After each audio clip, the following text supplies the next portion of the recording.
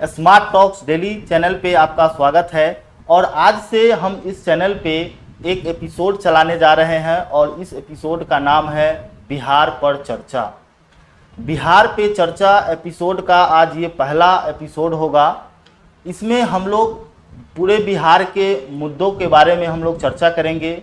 Political मुद्दा हो, चाहे शिक्षा के बारे में हो या समाज के बारे में हो, किसी भी तरह के मुद्दे को हम लोग चर्चा करेंगे और आम लोगों तक पहुंचाएंगे। तो आज का जो मुद्दा है वो बिहार में सबसे बड़ा मुद्दा बन चुका है और ये मुद्दा है पलायन। बिहार से पलायन मुद्दा जो है कि बहुत बड़ी मुद्दा बन गई है, ये चुनावी मुद्दा भी हो गई है। और इस मुद्दे को उठाने वाले हैं पीके यानी कि प्रशांत किशोर। ये पूरा जोर शोर से इस मुद्दे पे आगे वो बढ़े हैं और आज भी जो है कि हर मंच पे इसकी चर्चा कर रहे हैं। तो इस पे चर्चा करना ज़रूरी था। तो इस पे चर्चा करने के लिए हमारे साथ है राजकुमार मिश्रा जी और इनके साथ ही हम लोग क्या करेंगे, चर्चा करेंगे कि बिहार में पलायन मुद्दा कैसे बना और ये सही में ये पलायन रुकना चाहिए या ये पलायन क्यों है, ये कब से चल रहा है, इसमें सरकार की क्या भूमिका है, इसको रोका कैसे जा सकता है, इसके बारे में हम लोग चर्चा करेंगे। तो जैसा कि आप जानते हैं कि पलायन के बारे में प्रशांत किशोर बोले हैं और साथ ही साथ बीजेपी के नेता सम्राट चौधरी भी जो है कि पलायन के ऊपर में अपना वक्तव्य रखे हैं। तो सबसे पहले सर दो शब्द जो है कि पलायन के बारे में आप समझा देंगे और उसके बाद जो है कि हम लोग एक वीडियो क्लिप भी आपको हम दिखाएंगे सम्राट चौधरी का और उस पर आपका अपना वक्तव्य जानने का प्रयास करेंगे। बताइए सर। बहुत बहुत धन्यवाद संजीत जी। आपने एक बहुत ही बेहतरीन मुद्दा लेकर आए हैं जो कि बिहार की सभी धर्म के, सभी जाति के लोगों को इस मुद्दा के बारे में समझने का प्रयत्न करना चाहिए। यह मुद्दा सिर्फ एक पीके यानी प्रशांत किशोर का नहीं है, यह मुद्दा हम सभी बिहारवासियों का है। सभी का यह समस्या बन गया है पलायन। देखिए, पलायन दो तरह के, एक पलायन जो हम अपनी स्वेच्छा से किसी भी जॉब को करने के लिए हम अपना राज्य छोड़कर, जहाँ पे राज्य की तरफ से कोई ऐसी ज़बरदस्ती नहीं होती है, हम अपनी स्वेच्छा से जाकर हम किसी दूसरे राज्य में काम करते हैं या नौकरी करते हैं। दूसरी है पलायन की मजबूरी बस यानी हम काम करना चाहते हैं, हम अपने बच्चों को पढ़ाना चाहते हैं, अपने परिवार का भरण पोषण करना चाहते हैं, लेकिन चूंकि हम जिस राज्य में है वहाँ पे उस तरह की व्यवस्था नहीं है और उस व्यवस्था के मार के चलते मजबूरी में जब हमको अपना प्रदेश, अपना घर, अपना गांव छोड़कर कार्य के लिए जाना पड़ता है। एक्चुअल में प्रशांत किशोर इसी प्लान की चर्चा कर रहे हैं और इसी प्लान के ऊपर वो जोर दे रहे हैं कि इस प्लान को कैसे रोका जाए। जी बिल्कुल, आपने पलायन के बारे में बहुत अच्छा समझा दिया है। चलिए एक पहले वीडियो क्लिप हम लोग देखते हैं, उसके बाद जो है कि इस पे हम लोग बात करेंगे और विशेष। जैसा कि आप अपने स्क्रीन पे देखिएगा ये वीडियो। अब हम अगले 5 वर्षों में आपको गारंटी दे के जा रहा हूं कि 5 वर्षों में हम चिन्हित करेंगे कि जो बिहारी बाहर में चले गए हैं, जो लालू जी के 15 साल में बिहार से पलायन कर गए, क्योंकि पलायन हमारे जीवन में 90 से 2005 में ही आया, उसके पहले पलायन नहीं था। लालू जी ने जिनको भगा दिया था, एक एक व्यक्ति को चिन्हित करेंगे, पत्र लिखेंगे, आग्रह करेंगे और बिहार लौटाकर यहाँ इंडस्ट्री खड़ा करेंगे। तो आप लोगों ने ये क्लिप देखा है और सम्राट चौधरी का कहना है कि पलायन जो है कि 1990 से लेकर के 2005 के बीच में ही ये पलायन हुआ है, न इससे पहले हुआ है और न ही बाद में हुआ है। तो जब आप 15 साल थे तो पलायन जो है कि इतना ज़्यादा कैसे हो गया और आप इसको फिर से पलायन को रोकने की आप बात कर रहे हैं। क्या सर इस पे आप विचार रखना चाहते हैं, बताइए इनका। देखिए, अभी जो माननीय सम्राट चौधरी जी का जो बयान है, अब ये बयान किस चैनल पे कहाँ पे क्या किए, लेकिन यह बयान पुष्टि करता है कि यह बयान उन्हीं का है। और उस बयान के आधार पे अगर आप मेरी मंतव्य जानना चाहते हैं तो मैं पूरे बिहार वासियों की तरफ से यह जरूर कहना चाहूँगा कि अभी के परिदृश्य को देखते हुए शायद बिहार के मुख्यमंत्री के साथ साथ उनके सारे कैबिनेट मंत्रियों का मानसिक स्थिति बिगड़ गई है। अच्छा। मुख्यमंत्री के साथ में पूरे उनके कैबिनेट के मंत्रियों की या तो ये तिलमिलाहट है या झल्लाहट है। अब ये तो वही लोग बताएंगे।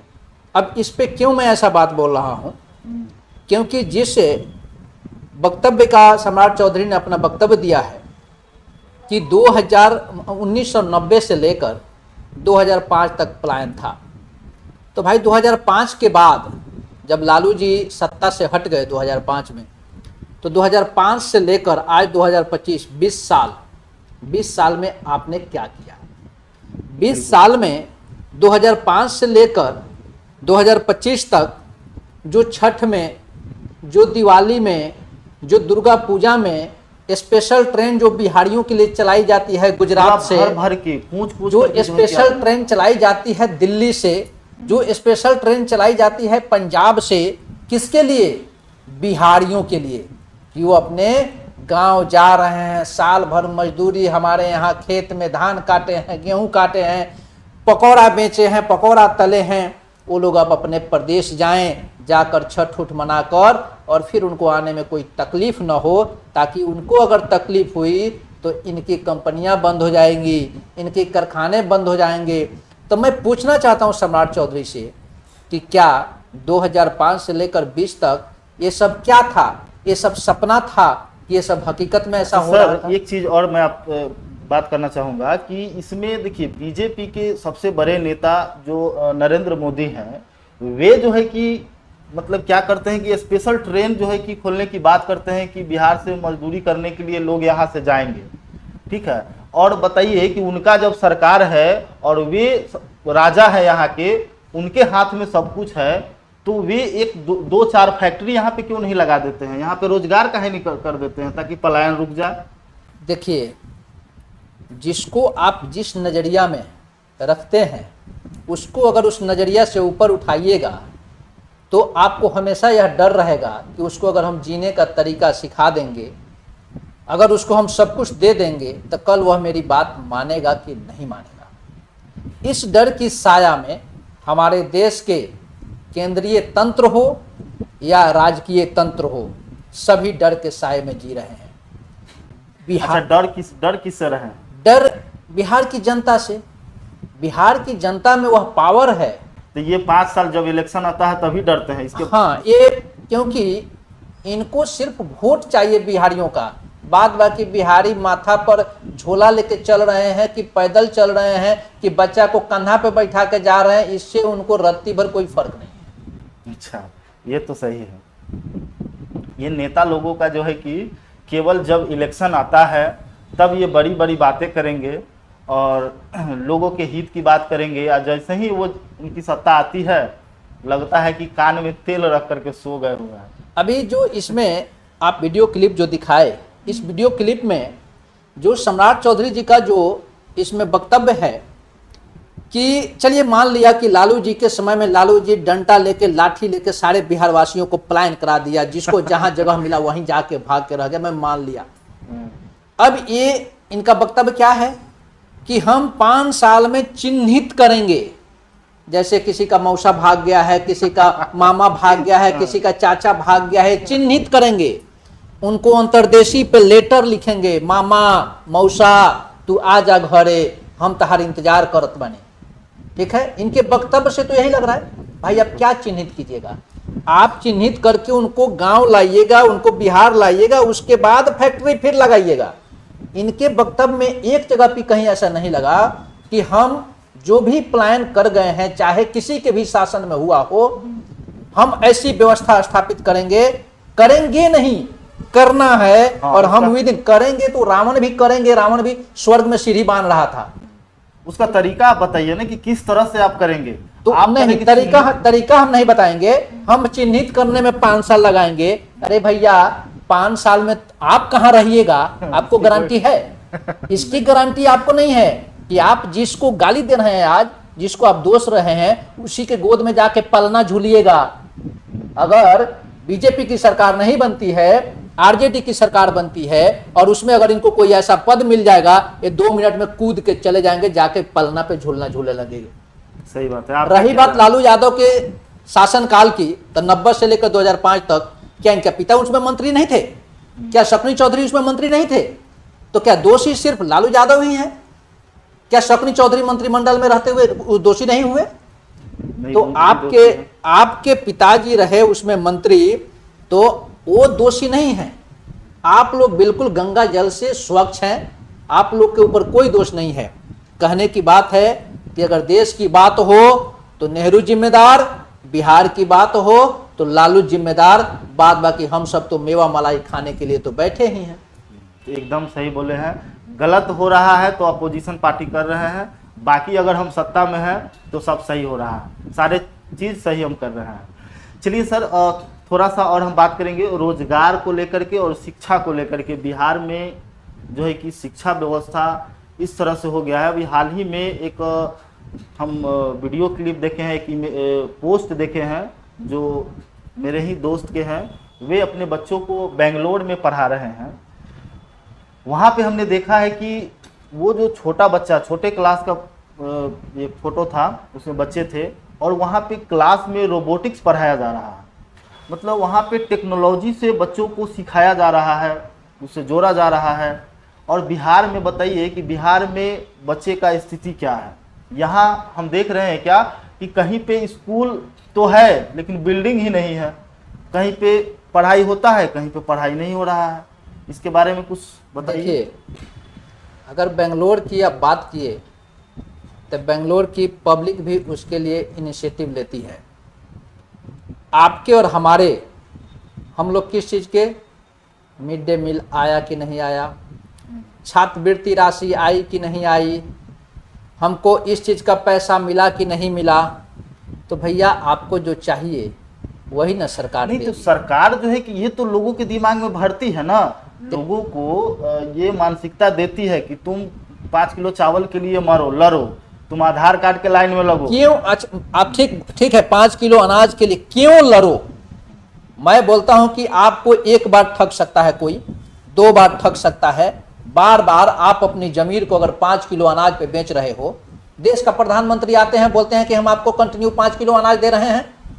प्रशांत किशोर जी ने तो सही आवाज उठाया ना कि आप आए, आप देश के प्रधानमंत्री हैं, आप यहाँ पे कारखाने के बारे में बात करते, आप यहाँ पे कंपनियों को ढांचा कैसे बनाया जाए, कैसे उनके नेटवर्क को बनाया जाए ताकि यहाँ से ट्रांसपोर्टेशन की व्यवस्था बेहतर हो, इस चीज की बात करते, तो आप ऑपरेशन सिंदूर, अरे ऑपरेशन सिंदूर की बात तो दिल्ली में बैठ के भी हो सकती थी।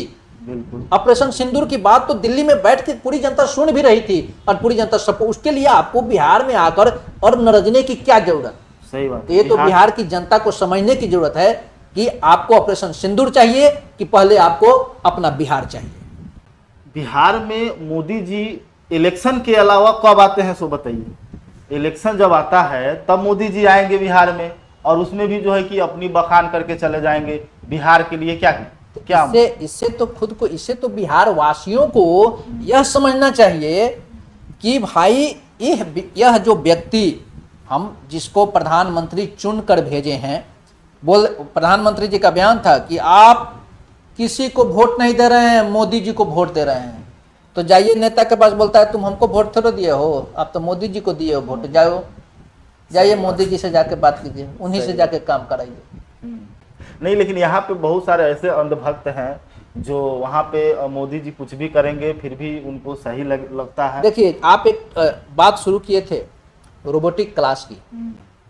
रोबोटिक क्लास को बनाने के लिए और चलाने के लिए पहले जो राजनेता हैं उनको उसके बारे में ज्ञान होनी चाहिए कि रोबोटिक क्लास अगर चलता है तो हमारे बिहार के चाहे किसी भी प्रदेश के नौजुवक या आने वाली पीढ़ी उससे उनको क्या सीख मिलेगी। लेकिन वो आपको सीख क्या देंगे?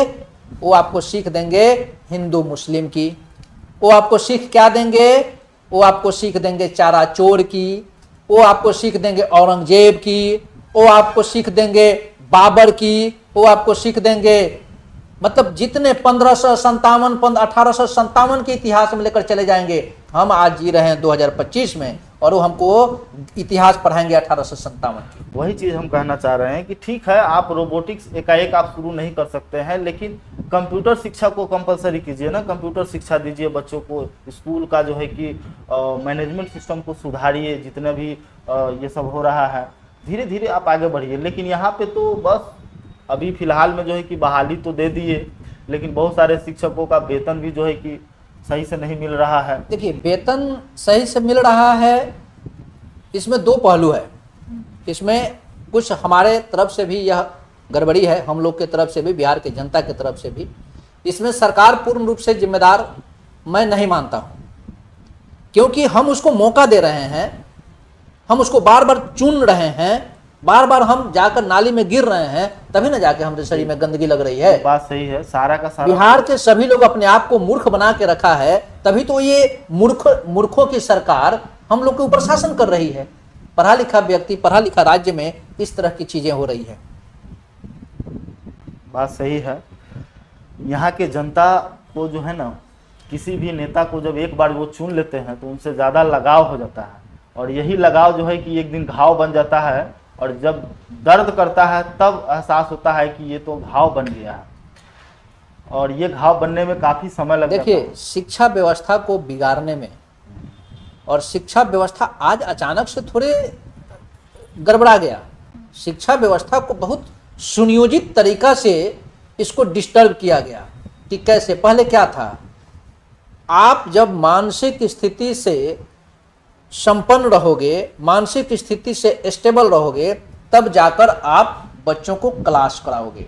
अभी क्या है, अभी जब हम लोग पढ़ते थे सरकारी स्कूल में, उस समय कोई सेल्फी का जमाना नहीं था, कोई ऑनलाइन जीपीएस मोड में अटेंडेंस का जमाना नहीं था, लेकिन सभी शिक्षकगण 9:15 से पहले प्रेयर, मतलब 9:15 पे प्रेयर होती थी, और उससे पहले प्रिंसिपल के साथ में ऑल टीचर डाइस पर खड़े रहते थे। उस समय कोई ऑनलाइन, कोई भी जीपीएस या ट्रैकिंग सिस्टम नहीं थी। आज आप दुनिया भर का जीपीएस है सिस्टम लगा के, आप तो पहली चीज कि आप शिक्षक को अनस्टेबल कर दिए।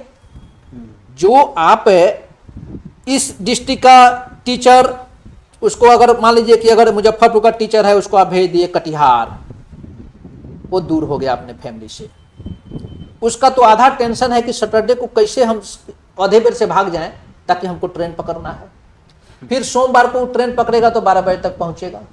पहले क्या था, 98 से पहले शिक्षक एक स्कूल में रहते थे, शिक्षक के साथ गार्जियन कनेक्ट रहता था, और शिक्षक और गार्जियन के कनेक्ट के डर से और या उनके लोक लाज शर्म से उस गांव समाज के बच्चे जो पढ़ने जाते थे सरकारी स्कूल में, वह एक दूसरे के प्रति आदर की भावना रखते थे। बिल्कुल बिल्कुल। आज सबसे पहले जब 98-96 में जब ट्रांसफर की गई, बिग स्तर पे जब हाई स्कूल के टीचरों का जब ट्रांसफर तबादला किया गया इस डिस्ट्रिक्ट से उस डिस्ट्रिक्ट, उस समय लालू यादव की सरकार थी, तो शिक्षा व्यवस्था को चरमराने में लालू यादव की सरकार की अहम भूमिका है, क्योंकि सुनियोजित तरीका से लालू यादव ने बिग स्तर पे ट्रांसफर किए, और ट्रांसफर करके पूरी शिक्षा व्यवस्था को तहस नहस कर दी।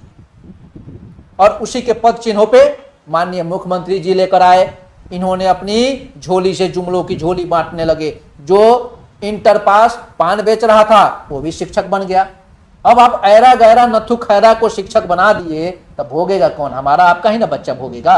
बात तो आप बिल्कुल सही बोल रहे हैं, और ये बहुत सारी जो है कि कुरीति तो है और इस सरकार में, और ये सरकार लगता है कि पूरी तरह से अब थक चुकी है। अभी देखिए, सबसे बड़ी चीज है, ये सरकार थकी हो चाहे ना हो, डेमोक्रेसी का एक सिस्टम होना चाहिए। जैसे अमेरिका में भी डेमोक्रेसी है, ये सिस्टम होना चाहिए कि एक व्यक्ति लगातार 2 बार से ज्यादा मुख्यमंत्री या प्रधानमंत्री नहीं बन सकता जी, है। बिल्कुल, ये सही है। यह, लेकिन ये राजनेताओं इस पे कोई एक उन्होंने विधेयक लेके आए कि हाँ, अगर एक विधायक है, चाहे एक मंत्री है, चाहे है, वो 2 बार से ज्यादा मंत्री नहीं बन सकता है, 2 बार से ज्यादा वो मुख्यमंत्री नहीं बन सकता है लगातार। लेकिन नहीं, यहां तो है कि हम एक बार शपथ ले लिए तो कब्र में जाने के बाद ही हम उस कुर्सी को छोड़ेंगे, उससे पहले मैं नहीं छोड़ूंगा। चाहे भले उसके लिए मेरी जान क्यों न चली जाए। सही बात है भाई आपकी मानसिक स्थिति, मैं मतलब नीतीश कुमार ही इसमें नहीं है, इसमें नीतीश कुमार तो एक उनको नमूना बनाया जा रहा है नीतीश कुमार को, और वो नमूना खुद बन रहे हैं, क्योंकि जब उनको लग रहा है कि मेरी स्थिति ठीक नहीं है उनको तुरंत रिजाइन कर देना चाहिए। अरे अब आपकी आयु बची क्या है, 5 साल 10 साल? हाँ। इतने अच्छे कर्म करके और अपने आप सारे किए हुए कर्म पे खुद पानी क्यों फेर रहे हो? आपको पानी नहीं फेरना चाहिए। मैं तो नीतीश कुमार से यह जरूर कहना चाहूंगा कि अगर आप मेरी बात सुन रहे हैं तो आप इस बात पे गौर कीजिए कि आप बहुत अच्छे इंसान हैं, हाँ, बहुत अच्छा कार्य किए, आप बिहार के लिए बहुत अच्छा किए, लेकिन क्या और आप कितना साल कीजिएगा? मुश्किल से 5 साल 10 साल अगर आपको मौका मिलता है तो क्या उसके बाद बिहार खत्म हो जाएगा? नहीं। तो क्यों ना उससे पहले ही दूसरी पीढ़ी को दे दिया जाए। बिल्कुल नहीं, उन्हीं के पार्टी में किसी का उत्तराधिकारी घोषित कर दे, उन्हीं को बना दिया जाए। यही तो नीतीश कुमार की खामियां उनको खाए जा रही है। सही बात है। जो उनको उनका नाम कुर्सी कुमार पड़ गया, जो कुर्सी के फेविकल से हटना नहीं चाह रहे हैं। ये फेविक्विक से चिपक गए हुए हैं। हाँ, फेविक्विक से चिपक गए हैं। मैं एक बात जाते जाते आपके इस चैनल के माध्यम से जरूर करना चाहूंगा कि बिहार में, सिर्फ बिहार में ही क्या अपने पूरे देश में आज का सिर्फ एक ही मोटो है, खाओ पियो दबाकर और फोटो लगाओ छपवाकर। खाओ पियो दबाकर, खाने पीने में कोई कोताही मत करो, खाओ पियो डकार भी मत लो, लेकिन फोटो छपवा के जरूर लगा दो। पब्लिसिटी एकदम जरूरी है। और ये सिर्फ बिहार की नहीं, पूरे देश की यही रीत बन गई है। अब इस रीत से कैसे छुटकारा मिलेगा? सारे नेताएं अंड बंड बोल रहे हैं, किसी के पास विजन नहीं है, किसी के पास, वो चाहे प्रदेश का हो या देश का हो। आपको जब रोजगार की बात की जाएगी तो आपसे हिंदू पाकिस्तान और ऑपरेशन सिंदूर और दुनिया हैन तेन की ठिकरा पड़ने जाएगी। जब आप कुछ सही बात कीजिएगा आपके ऊपर देशद्रोह की मुकदमा चला दी जाएगी। यह तानाशाही की सरकार, और वो बोलता है ना कि औरंगजेब ऐसे, अरे आज भी आप औरंगजेब में ही जी रहे हैं। आप एक शब्द कुछ बोल के देखिए, 2 सेकंड में आपके ऊपर कैसे आपके पिछवाड़े में तिल्ली मार दी जाती है। तो अभी थोड़ा बहुत अगर दिख रहा है तो प्रशांत किशोर में दिख रहा है। उम्मीद है कि अगर उनकी सरकार बनेगी तो कुछ कर पाएंगे। बाकी और कुछ कहना है तो देखिए, प्रशांत किशोर के अंदर दिखने से क्या हो जाएगा? सिर्फ एक आदमी के अंदर विजन दिखने से मृत, अगर मान लीजिए कि पूरा समाज मृत पड़ा हुआ हो और उसमें एक जीवंत आत्मा आ जाए, जीवंत चेहरा आ जाए, तो क्या होगा? उसको तो चारों तरफ मृत पड़ी लोग दिखाई दे रहे हैं ना।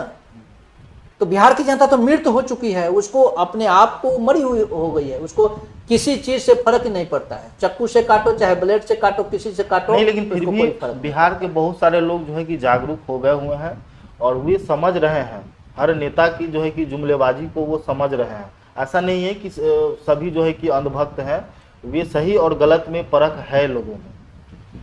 अच्छी चीज है अगर परख आ जाए और प्रशांत किशोर का जो विजन है वह धरातल पे आ जाए तो बिहार और बिहार वासियों के साथ साथ पूरे देश का भी भला होगा। तो चलिए, आज का चर्चा हम यहीं पे ख़त्म करना चाहेंगे और फिर जो है कि अगले एपिसोड में फिर हम मिलते हैं अगले टॉपिक के साथ और अगले मुद्दा को हम लोग चर्चा करेंगे। अगर वीडियो को लाइक नहीं किए हैं तो लाइक ज़रूर कर दीजिएगा, अपने सर्किल में शेयर ज़रूर कर दीजिएगा और चैनल को सब्सक्राइब जरूर कर लीजिए। फिर मिलते हैं अगले वीडियो में, तब तक के लिए धन्यवाद।